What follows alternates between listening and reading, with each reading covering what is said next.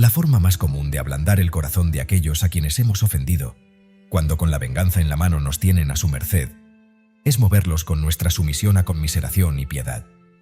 Sin embargo, la valentía y la firmeza, medios totalmente contrarios a los anteriores, han servido en ocasiones para obtener ese mismo resultado.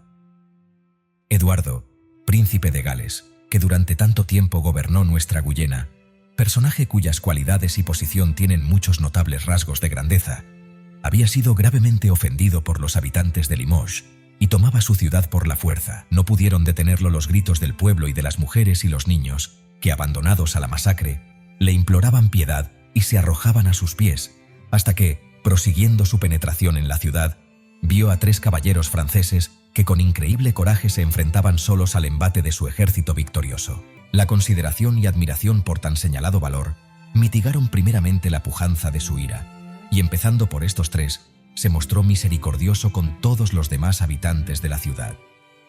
Skanderbeg, príncipe del Epiro, perseguía a uno de sus soldados para matarlo, y habiendo éste intentado aplacarlo con toda suerte de humillaciones y súplicas, resolvió en tal extremo esperarlo con la espada en la mano. Esta entereza suya detuvo inmediatamente la furia de su señor, el cual, viéndolo tomar tan honrosa decisión, le concedió su gracia. Otra interpretación podrán dar a este ejemplo quienes no hayan tenido noticia de la prodigiosa fuerza y bravura de este príncipe.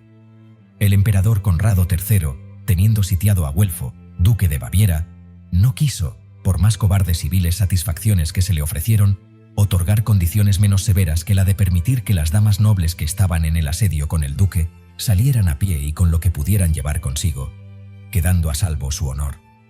Ellas, con corazón magnánimo, resolvieron cargarse a las espaldas a sus maridos e hijos y al duque mismo. Tanto emocionó al emperador la fineza de su arrojo, que lloró de contento y se amortiguó en él toda esa animosidad de odio mortal y absoluto que había tenido contra el duque, y de ahí en adelante los trató con humanidad a él y a los suyos. Cualquiera de esos 2 medios me vencería fácilmente, pues tengo extraordinaria inclinación a la misericordia y la mansedumbre.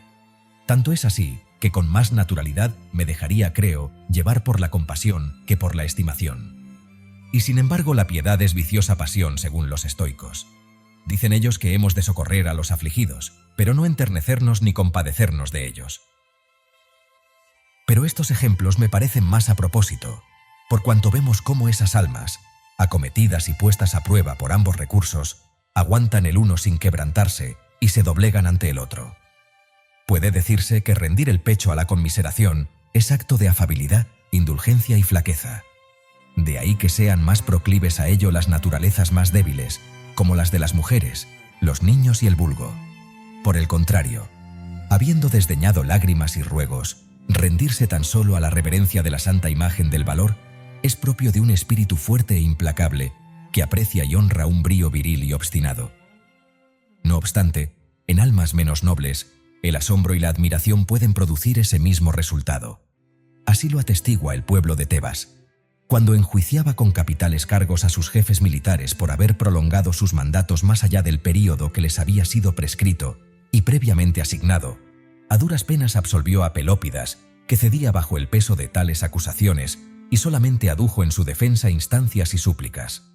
Por el contrario, cuando Epaminondas relató magníficamente las gestas que había realizado y se las enrostró con orgullo y altanería al pueblo, este no tuvo valor ni para echar mano de las bolas de votación, y se disolvió la asamblea elogiando altamente el ánimo superior de este personaje. Dionisio el Viejo, cuando hubo tomado tras extremas dilaciones y dificultades la ciudad de Regio y con ella al capitán Pitón, gran hombre honrado que tan obstinadamente la había defendido, quiso hacer de ello un trágico ejemplo de venganza. Le explicó en primer lugar cómo la víspera había mandado ahogar a su hijo y a toda su parentela. A eso respondió Pitón que aquellos solo habían sido felices un día más que él. Después lo mandó desnudar, entregar a unos verdugos y arrastrar por la ciudad al tiempo que lo azotaban de manera muy ignominiosa y cruel, escarneciéndolo además con palabras oprobiosas y ultrajantes. Pero él mantuvo en todo momento el ánimo firme y no perdió la compostura. Al contrario, iba con rostro sereno pregonando a voces la honorable y gloriosa causa de su muerte, que era no haber querido poner a su país en manos de un tirano, y amenazando a éste con el inminente castigo de los dioses. Dionisio, leyendo en los ojos de su soldadesca que, en lugar de verse instigada por las bravatas que el enemigo vencido pronunciaba en desprecio del jefe y de su triunfo, se iba reblandeciendo con el asombro por tan raro valor, y que, pensando en amotinarse, se disponía a arrancar a Pitón de manos de sus guardas, ordenó detener el martirio y, a escondidas, lo mandó ahogar en el mar. Es sin duda el hombre un objeto extraordinariamente vano, mudable y fluctuante. Resulta difícil asentar en él un juicio constante y uniforme. Ved cómo Pompeyo perdona a toda la ciudad de los mamertinos, contra la cual estaba muy airado, en consideración de la valentía y magnanimidad del ciudadano Zenón, que quiso asumir en su persona la pública culpa y no pedía otra gracia que la de sufrir él solo la consiguiente pena. Sin embargo, el huésped de Sila, habiendo mostrado en la ciudad de Perusa un valor semejante, nada ganó con ello, ni para sí ni para los demás, y directamente contrario a mis primeros ejemplos es este. El más audaz de los hombres y tan piadoso con los vencidos, Alejandro, habiendo sometido con grandes dificultades la ciudad de Gaza, encontró a Betis, que en ella ejercía el mando, y de cuyo valor había tenido durante el asedio admirables pruebas. Solo, abandonado de los suyos, destrozada la armadura, todo cubierto de sangre y llagas, batiéndose todavía entre varios macedonios que lo acosaban por todas partes. Alejandro le dijo, irritado por una victoria que tan cara le había costado, pues entre otros daños acababa de recibir 2 heridas en su persona: «No morirás como deseas, Betis. Piensa que habrás de sufrir toda clase de tormentos que puedan inventarse contra un cautivo». El otro, con gesto no ya seguro, sino arrogante y altivo, aguantó sin decir palabra tales amenazas. Entonces Alejandro, ante su silencio orgulloso y obstinado, dijo: ¿No dobla la rodilla? ¿No ha salido de él una voz de súplica?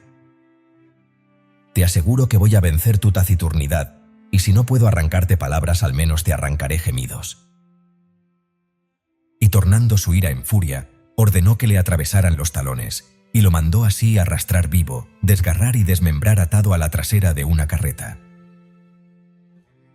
¿Será que la audacia le era tan conocida que, por no admirarla, la respetase menos? ¿O que la juzgase tan exclusivamente suya que no pudiera soportar el verla tan encumbrada en otro sin sentir el despecho de un sentimiento de envidia? ¿O que nada fuera capaz de contrarrestar la natural impetuosidad de su cólera? Realmente, si podía refrenarla, es de creer que lo habría hecho en la toma y devastación de la ciudad de Tebas, viendo que cruelmente se pasaba por la espada a tantos hombres valerosos que estaban desbaratados y sin medio de pública defensa. Pues allí se dio muerte a más de 6000, sin que se viera a ninguno huir ni pedir merced. Antes iban de aquí para allá, por las calles, tratando de afrontar al enemigo victorioso, provocándolo para que les diera muerte honorable. A ninguno se vio tan abatido por las heridas que no intentara en su último suspiro vengarse todavía y, sin más armas que las de la desesperación, consolar su propia muerte con la muerte de algún enemigo. Mas no halló piedad su afligido valor, y no bastó el espacio de un día para saciar la venganza.